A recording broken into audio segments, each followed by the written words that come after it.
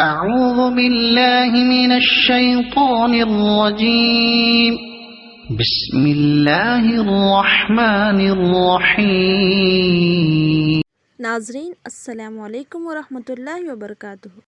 سورۃ الفاتحہ۔ الحمدللہ رب العالمین۔ ترجمہ: تمام تعریفیں اللہ کے لیے ہیں جو تمام کائنات کا رب ہے۔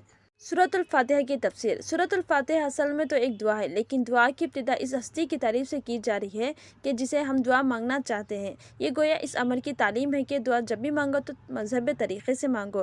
یہ کوئی تہذیب نہیں کہ منہ کھولا چھٹ سے اپنا مطلب پیش کر دیا۔ تہذیب کا تقاضا یہ ہے کہ دعا کر رہے تو پہلے اس کی خوبی کا، اس کے احسانات اور اس کے مرتبے کا اعتراف کرو۔ اور بات صرف اتنی نہیں ہے کہ تعریف اللہ کے لیے، بلکہ صحیح یہ ہے کہ تعریف اللہ ہی کے لیے ہے۔ یہ بات کہہ کر ایک بڑی حقیقت پر سے پردہ اٹھایا گیا ہے، اور وہ حقیقت ایسی ہے جس کی پہلی ہی ضرب سے مخلوق پرستی کا جڑ کٹ جاتا ہے۔ دنیا میں جہاں جس چیز اور جس شکل میں بھی کوئی حسن، کوئی خوبی، کوئی کمال ہے، اس کا سر چشمہ اللہ ہی کی ذات ہے۔ کسی انسان، کسی فرشتے، کسی سیارے، غرض کسی مخلوق کا کمال بھی ذاتی نہیں ہے بلکہ اللہ کا عطیہ ہے۔ اگر کوئی اس کا مستحق ہے تو وہی خالق کمال ہے، نہ کہ صاحب کمال۔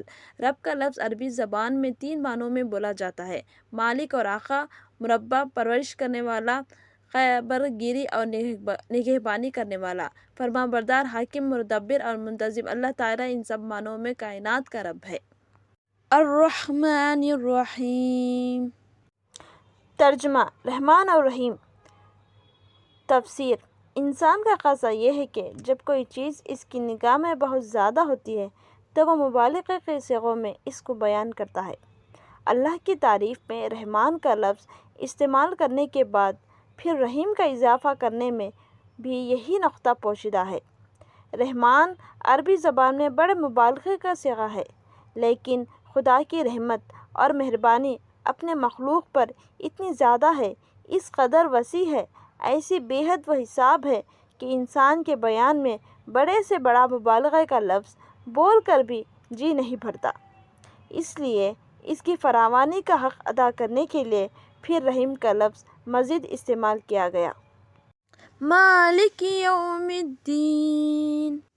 روز جزا کا مالک ہے، یعنی اس دن کا مالک ہے جبکہ تمام اگلے پچھلے نسلوں کو جمع کر کے ان کے کارنامے زندگی کا حساب لیا جائے گا اور انسان کو اس کے عمل کا پورا صلہ مل جائے گا۔ اللہ کی تعریف میں رحمان اور رحیم کہنے کے بعد مالک روز جزا کہنے سے یہ بات نکلتی ہے کہ وہ نہ مہربان ہی نہیں بلکہ منصف بھی ہے، اور منصف بھی ایسا بااختیار منصف کے آخری فیصلے کے روز وہی پورے اقتدار کا مالک ہوگا۔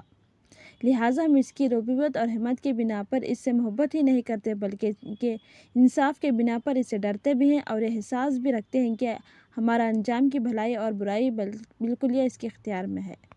ایاک نعبد و ایاک نستعین۔ ترجمہ: ہم تیری عبادت کرتے ہیں اور تجھ سے مدد مانگتے ہیں۔ عبادت کا لفظ بھی عربی زبان میں تینوں معنی میں استعمال ہوتا ہے: پوجا اور پرستش، اطاعت اور فرمانبرداری، بندگی اور غلامی۔ اس مقام پر تینوں معنی بیک وقت مراد ہیں، یعنی ہم تیری پرستار بھی ہیں، مطیع فرمان بھی اور بندہ و غلام بھی۔ اور بات صرف اتنی نہیں کہ ہم تیرے ہی ساتھ ہی تعلق رکھتے ہیں بلکہ واقعی حقیقت یہ ہے کہ ہمارا تعلق صرف تیرے ہی ساتھ ہے، کوئی دوسرا معبود نہیں۔ اہدنا الصراط المستقیم۔ ترجمہ: ہمیں سیدھا راستہ دکھا، یعنی زندگی کے ہر شعبے میں خیال اور عمل اور برتاؤ کا وہ طریقہ ہمیں بتا جو بالکل صحیح ہو، جس سے غلط مبنی اور غلط کاری اور بدنامی کا خطرہ نہ ہو، جس پر چل کر ہم سچی فلاح و سعادت حاصل کر سکیں۔ صراط الذین انعمت علیہم غیر المغضوب علیہم ولا الضالین آمین۔ ترجمہ: ان لوگوں کا راستہ جن پر تو نے انعام فرمایا اور جو معتوب نہیں ہوئے، جو بھٹکے ہوئے نہیں ہیں۔